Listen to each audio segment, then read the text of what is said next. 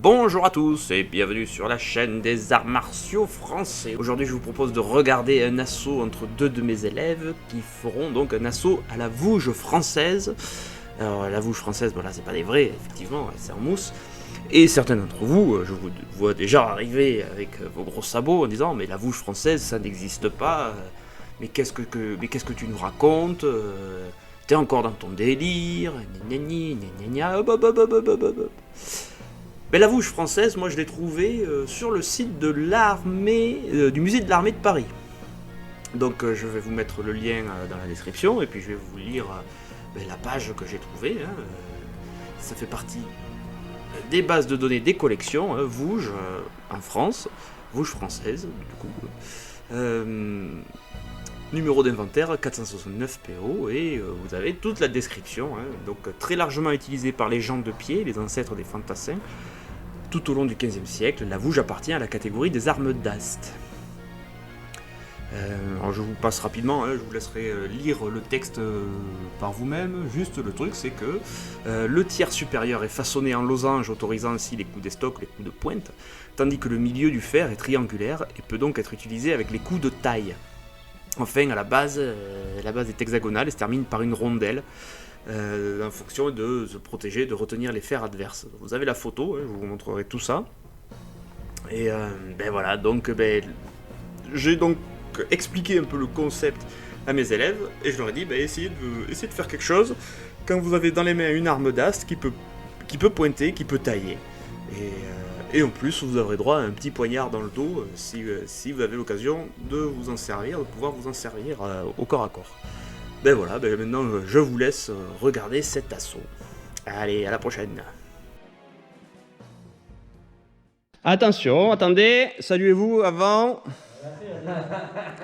Dans 10 secondes. 5.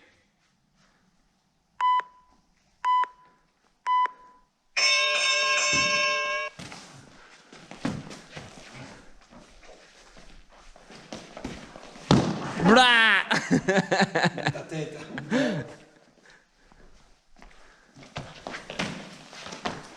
Il y a de l'engagement, il y a de l'engagement.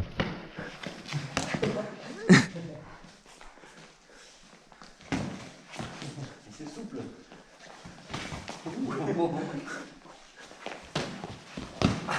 Joli.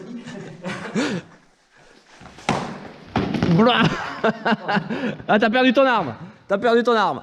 Elle est perdue.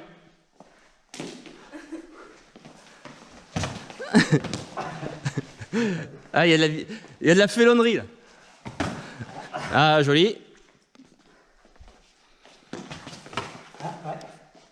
Il est mort. Hugo, il est cramé. Ouais, joli. Bon coup de talon.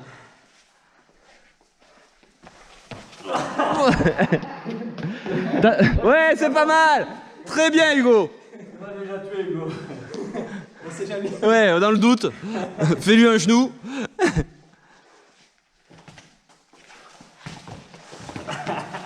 Ouais. Ah, fin de l'arme, attendez. Oh putain, c'est fatigant ce gars. Ah.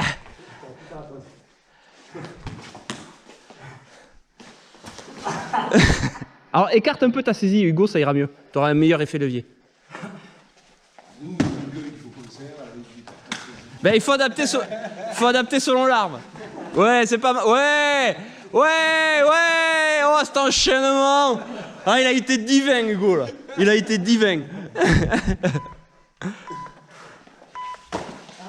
C'est bon.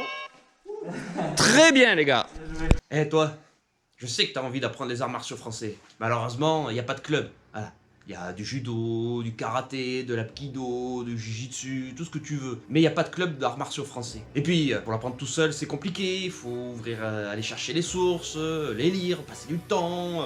Des fois, c'est pas facile à comprendre. Et puis, il faut travailler sans avoir d'appui. Voilà, t'embête pas. Il faut que tu ailles sur ma chaîne Patreon. Tu t'abonnes, 12 € par mois. Et tu auras des centaines de cours disponibles sur les sujets qui nous intéressent fondamentalement. La boxe, la canne, les escrimes, la culture physique, le maniement du bâton, tout, il n'y a qu'à demander. Parce qu'en plus, je serai là, moi, pour t'aider directement. Tu me contactes, tu m'envoies des messages, tu me dis voilà, Cap, j'aimerais avoir plutôt un cours sur ce sujet, ou j'ai pas compris ce sujet-là, ou j'ai du mal, explique-moi mieux. Il n'y a aucun problème. Moi, je reprends ma caméra, je refais un cours spécifique pour répondre à ta question. Ton suivi, c'est littéralement une formation suivie et individualisée. Maintenant, tu as une solution pour apprendre les arts martiaux français et c'est ma chaîne Patreon. Il n'y a plus qu'à t'abonner et suivre les cours. Entraîne-toi bien, amuse-toi bien et on se retrouve sur Patreon.